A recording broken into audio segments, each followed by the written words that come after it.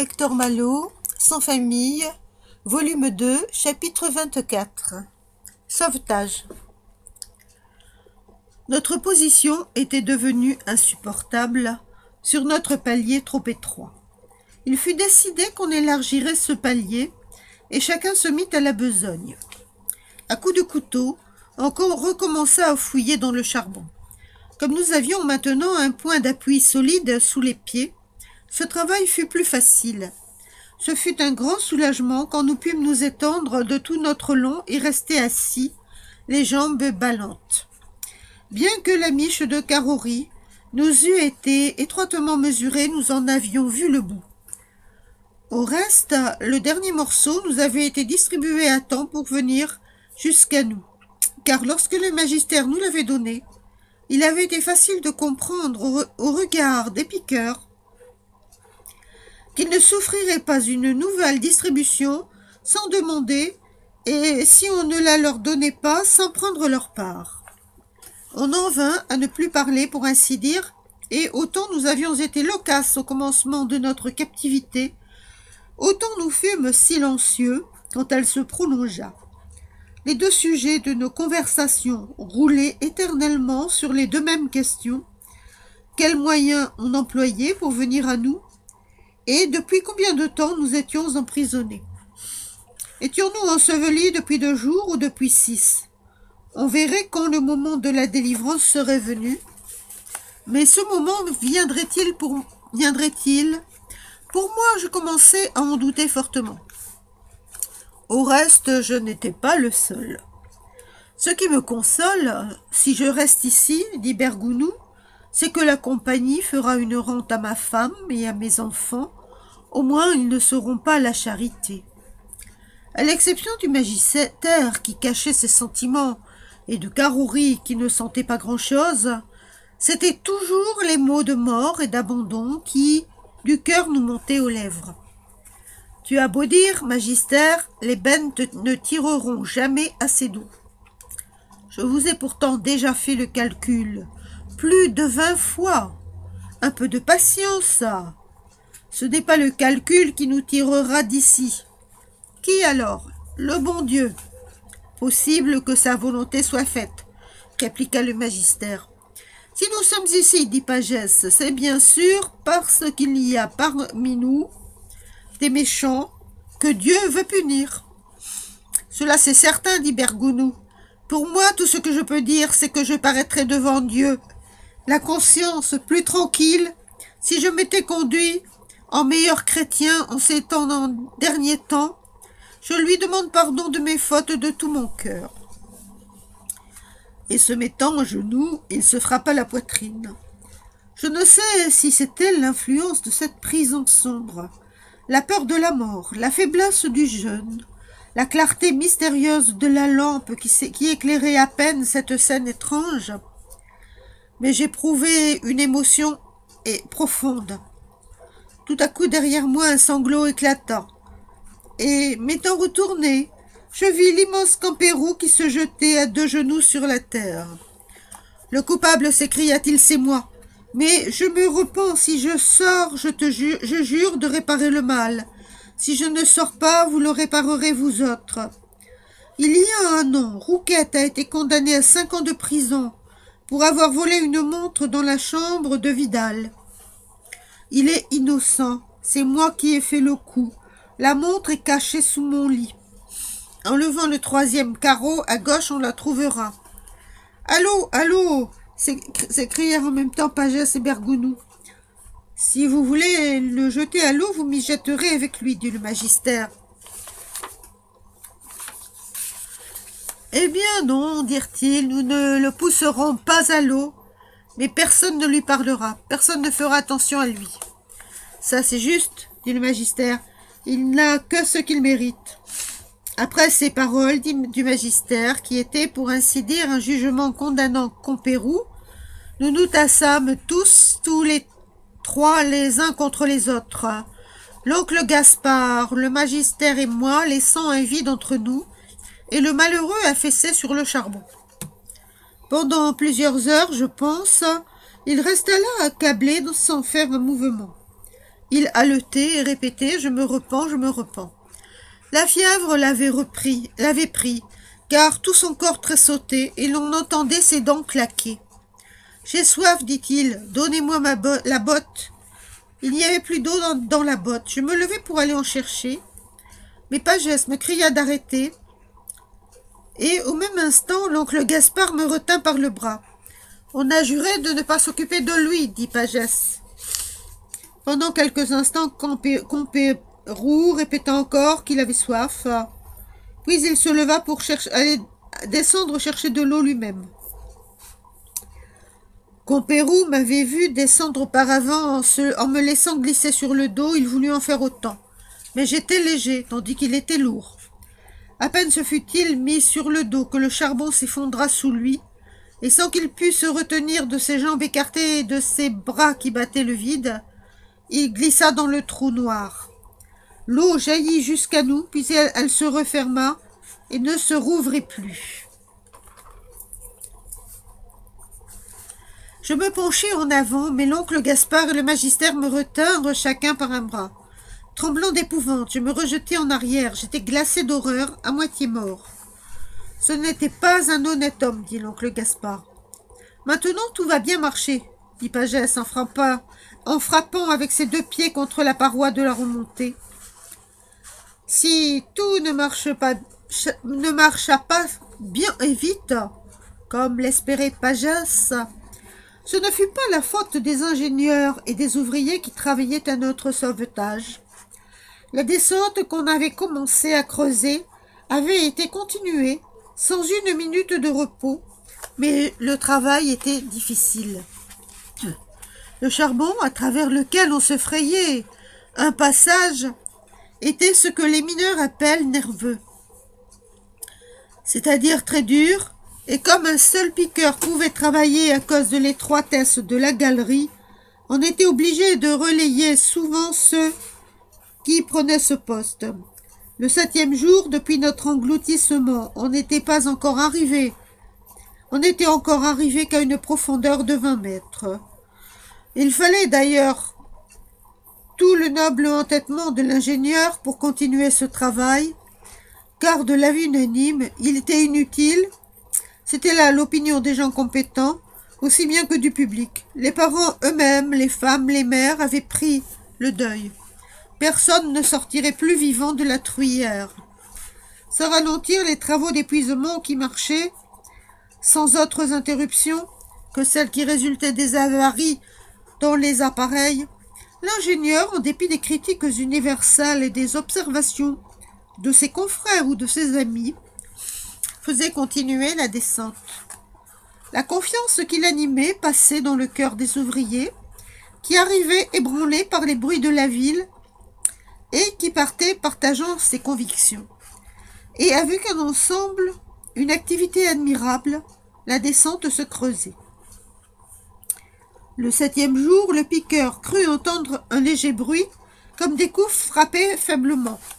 Au lieu d'abaisser son pic, il le tint levé et colla son oreille au charbon.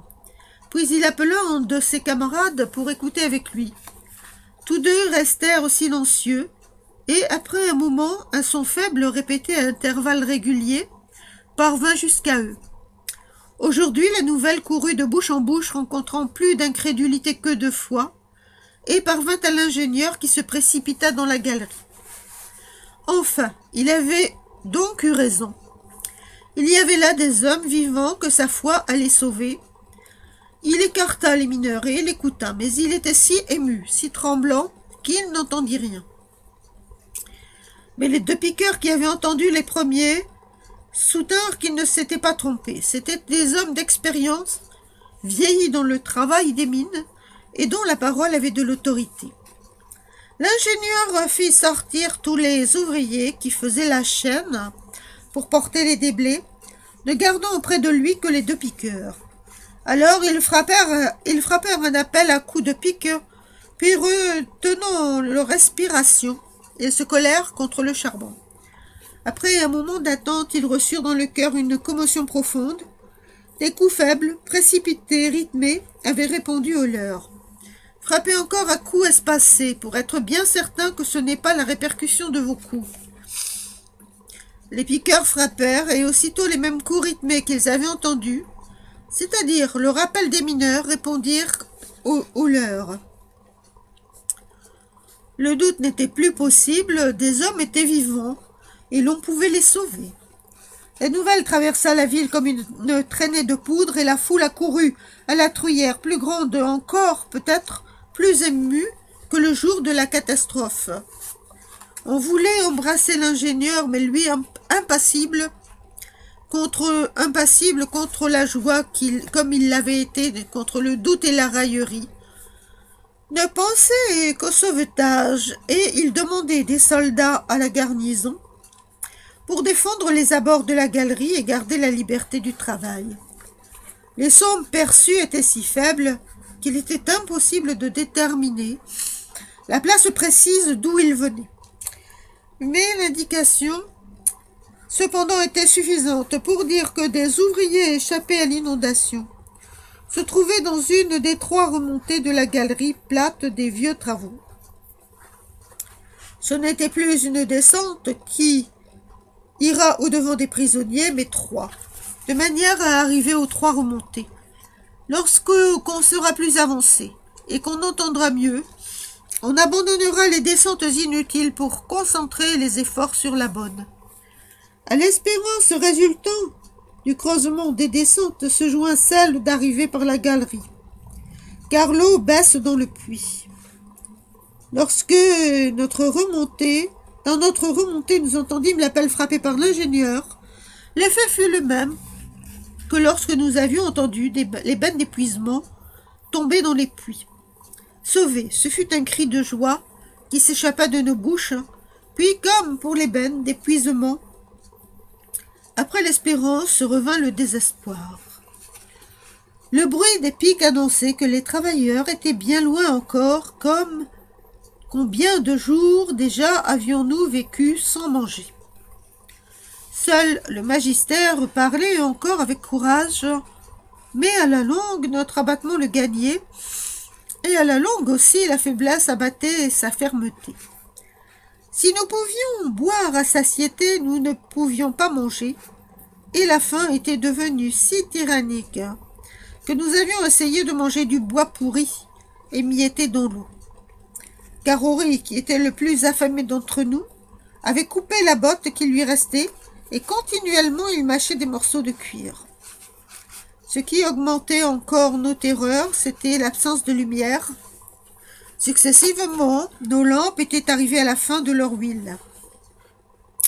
Et lorsqu'il n'en était plus resté que 2, le magistère avait décidé qu'elles ne seraient allumées que dans les circonstances où la lumière serait indispensable. Nous passions donc maintenant tout notre temps dans l'obscurité.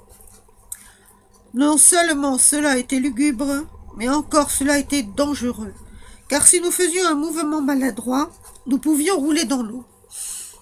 À un certain moment, comme je sommeillais à moitié, je fus tout surpris d'entendre le magistère parler à mi-voix comme s'il rêvait tout haut. Je m'éveillai et j'écoutais.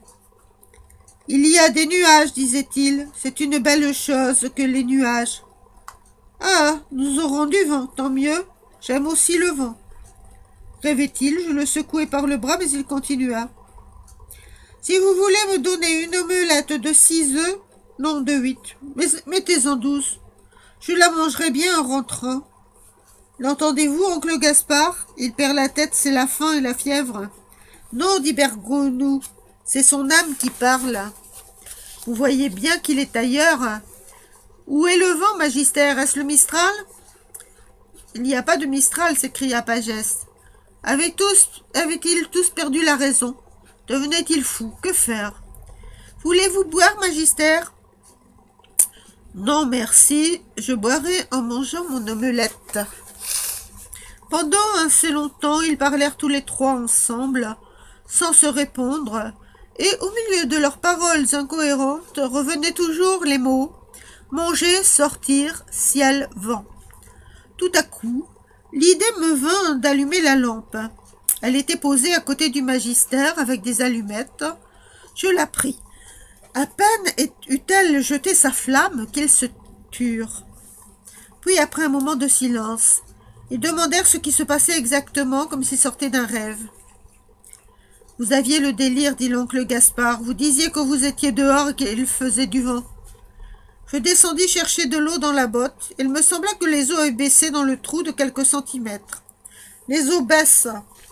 Et une fois encore, nous eûmes un transport d'espérance. On voulait laisser la lampe allumée pour voir la marche de l'abaissement, mais le magistère s'y opposa. Alors je crus qu'une révolte allait éclater, mais le magistère ne demandait jamais rien sans nous donner de bonnes raisons. Croyez-vous que vous ne mourrez pas d'impatience à voir l'eau baisser insensiblement?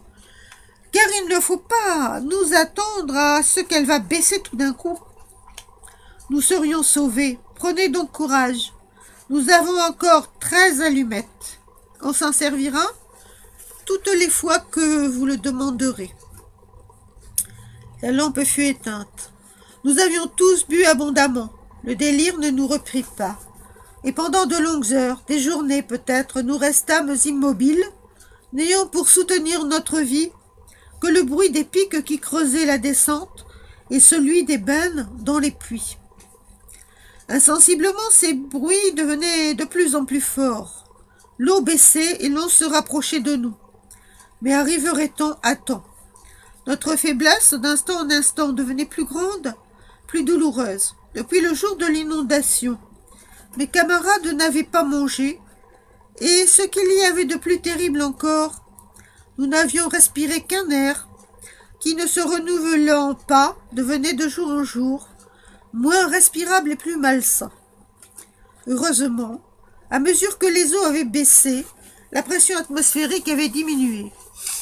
Car si elle était restée celle des premières heures, nous serions morts, assurément asphyxiés. Cependant, les eaux baissaient toujours, et nous eûmes bientôt une preuve qu'elles n'atteignaient plus le toit des galeries. Nous entendîmes un grattement sur le schiste de la remontée, et l'eau clapota comme si de petits morceaux de charbon avaient tombé dedans. On alluma la lampe, et nous vîmes des rats qui couraient au bas de la remontée. Comme nous, ils avaient trouvé un refuge dans une cloche d'air. Et lorsque les eaux avaient baissé, ils avaient abandonné leur abri pour chercher de la nourriture.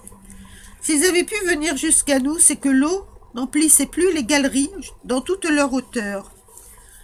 Ces rats furent pour notre prison ce qu'a été la colombe pour l'arche de Noé, la fin du déluge.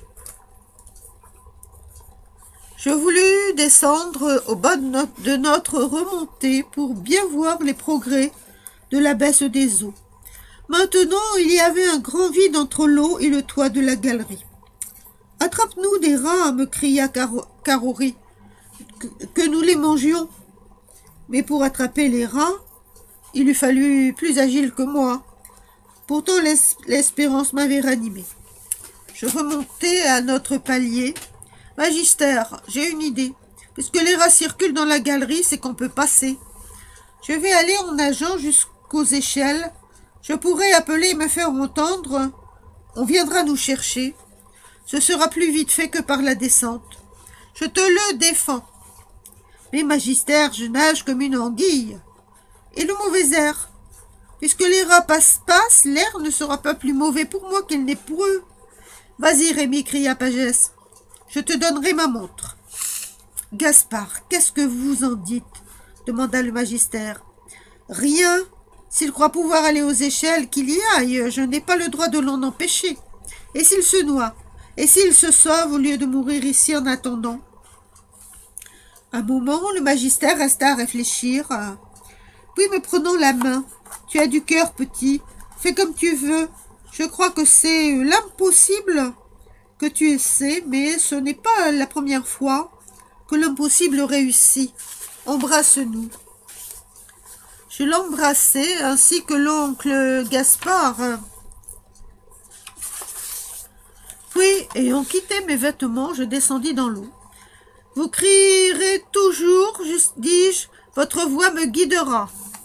Après quelques brasses, je trouvai que je pouvais nager en allant doucement, de peur de me cogner la tête. L'aventure que je tentais était donc possible.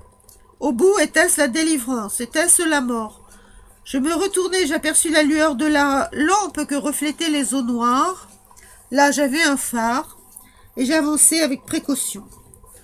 De notre remontée aux échelles, la difficulté était dans la direction à suivre, car je savais qu'à un endroit qui n'était pas bien éloigné, il y avait une rencontre de galeries. Pour me diriger, le toit et les parois de la galerie n'étaient pas suffisants. Mais j'avais sur le sol un guide plus sûr, c'étaient les rails. En les suivant, j'étais certain de trouver les échelles. Les rails sous mes pieds et les voix de mes camarades derrière, moi je n'étais pas perdu. L'affaiblissement des voix d'un côté, le bruit plus fort des bennes d'épuisement d'un autre me disait que j'avançais. Enfin, je reverrai donc la lumière du jour, et par moi mes camarades allaient être sauvés. Cela soutenait mes forces. Avançant au milieu de la galerie, je n'avais qu'à me mettre droit pour rencontrer le rail, et le plus souvent je me contentais de le toucher du pied. Dans un de ces mouvements, ne l'ayant pas trouvé avec le pied, je le plongeais pour le chercher avec les mains. Mais inutilement, j'allais d'une paroi à l'autre de la galerie. Je ne trouvais rien, je m'étais trompé. Je restais immobile pour me reconnaître et réfléchir. Lorsque j'eus respiré et pris une bonne provision d'air, je plongeai de nouveau, mais sans être plus heureux que la première fois, pas de rail. J'avais pris la mauvaise galerie sans m'en apercevoir. Il fallait revenir en arrière. Mais comment? Mes camarades ne criaient plus, ou ce qui était la même chose, je ne les entendais pas.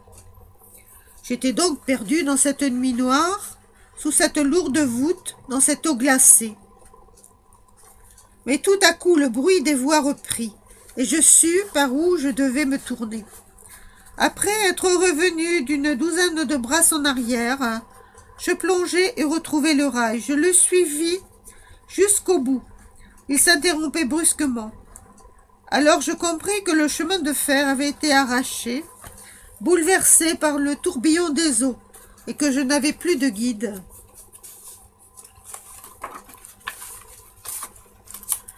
Dans ces conditions, mon projet devenait impossible, et je n'avais plus qu'à revenir sur mes pas. Je fus bientôt à l'entrée de la remontée, et je criai à mon tour. « Arrive, arrive, me dit le magister. Je n'ai pas trouvé le passage.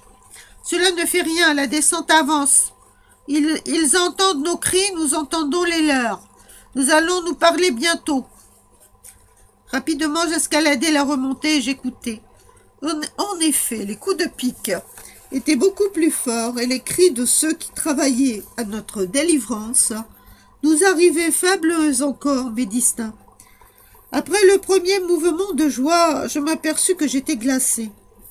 Mais comme il n'y avait pas de vêtements chauds à me donner pour me sécher, on m'enterra jusqu'au cou dans le charbon menu, qui conserve toujours une certaine chaleur. Et l'oncle Gaspard, avec le magister, se serrèrent contre moi. Alors je leur racontai mon exploration et comment j'avais perdu les rails. Mais ainsi que l'avait dit le magister, cela importait peu. Maintenant, car si nous n'étions pas sauvés par la galerie, nous allions l'être par la descente. Nous entendîmes bientôt ces trois mots prononcés lentement. « Combien êtes-vous » ? « 6. Il y eut un moment de silence. Sans doute dehors, ils avaient espéré un plus grand nombre. « Dépêchez-vous » cria l'oncle Gaspard, « nous sommes à bout. » « Vos noms » Il dit nos noms. Dans notre sauvetage, ce fut là pour ceux qui étaient au dehors le moment le plus poignant. Quand l'ingénieur annonça que nous n'étions que 6, il y eut un douloureux désappointement, mais une espérance encore pour chacun, car parmi ces 6 pouvait se trouver celui qu'on attendait. Il répéta nos noms. Hélas, sur 120 mères ou femmes, il y en eut 4 seulement qui virent leurs espérances réalisées. Que de douleurs, que de larmes, nous, de notre côté, nous pensions aussi à ceux qui avaient dû être sauvés. « Combien ont été sauvés ?» demanda l'oncle Gaspard. On ne répondit pas. Ils n'ont pas entendu. « Dis plutôt qu'ils ne veulent pas répondre.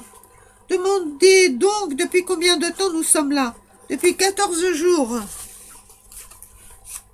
14 jours, celui de nous qui, dans ses évaluations, avait été le plus haut, avait parlé de 5 ou 6 jours. Vous ne resterez pas longtemps maintenant. Prenez courage. Ne parlons plus, cela retarde le travail. Encore quelques heures. Ce furent, je crois, les plus longues de notre captivité. En tout cas, de beaucoup les plus douloureuses. Les coups de pique devinrent moins forts. Évidemment, on s'attendait d'un moment à l'autre à faire une percée. Et comme nous avions expliqué notre position, on craignait de causer un éboulement qui, nous tombant sur la tête, pourrait nous blesser, nous tuer ou nous précipiter dans l'eau, pêle-mêle avec les débris. Chose bizarre, plus le moment de notre délivrance approchait, plus nous étions faibles. Pour moi, je ne pouvais pas me soutenir, et couché dans mon charbon menu, il m'était impossible de me soulever sur le bras. Je tremblais, et cependant je n'avais plus froid. Enfin, quelques morceaux plus gros se détachèrent et roulèrent entre nous. L'ouverture était faite au haut de la remontée. Nous fûmes aveuglés par la clarté des lampes, mais instantanément nous retombâmes dans l'obscurité. Le courant d'air, un courant d'air terrible, une trombe entraînant avec elle des morceaux de charbon et des débris de toutes sortes, les avait soufflés. « C'est le courant d'air. N'ayez pas peur, on va les rallumer. Au dehors, attendez un peu. » Attendre, encore attendre. Mais au même instant, un grand bruit se fit dans l'eau de la galerie. Et m'étant retourné, j'aperçus une forte clarté qui marchait sur l'eau clapoteuse. « Courage, courage !» criait-on. Et pendant que par la descente on arrivait à donner la main aux hommes du palier supérieur, on venait à nous par la galerie. L'ingénieur était en tête. Ce fut lui qui, le premier, escalada la remontée, et je fus dans ses bras avant d'avoir pu dire un mot. Il était temps, le cœur me manqua. Cependant, j'eus conscience qu'on m'emportait. Puis, quand nous fûmes sortis de la galerie plate, qu'on m'enveloppait dans des couvertures. Je fermai les yeux, mais bientôt, j'éprouvai comme un éblouissement qui me força à les ouvrir. C'était le jour, nous étions en plein air. En même temps, un corps blanc se jeta sur moi, c'était Capi, qui d'un bond s'était élancé dans les bras de l'ingénieur et me léchait la figure. En même temps, je sentis qu'on me prenait la main droite et qu'on m'embrassait. « Rémi, dit une voix faible. C'était celle de Mathias. Je regardai autour de moi, et alors j'aperçus une foule immense. Au premier rang, il me sembla apercevoir des surplis blancs et des ornements dorés qui brillaient au soleil. C'était le clergé de Vars qui était venu à l'entrée de la mine pour prier pour notre délivrance. 20 bras se tendirent pour me prendre, mais l'ingénieur ne voulut pas me céder, et fier de son triomphe, il me porta jusqu'au bureau où des lits avaient été préparés pour nous recevoir. 2 jours après, je me promenais dans les rues de Vars, suivi de Mathias, d'Alexis, de Capi. Et tout le monde sur mon passage s'arrêtait pour me regarder. Il y en avait qui venaient à moi et me serraient la main avec des larmes dans les yeux. Il y en avait d'autres qui détournaient la tête. Ceux-là étaient en deuil et ne se demandaient amèrement pourquoi c'était l'enfant orphelin qui avait été sauvé, tandis que le père de famille, le fils, était encore dans la mine, misérable cadavre, charrié et ballotté par les eaux.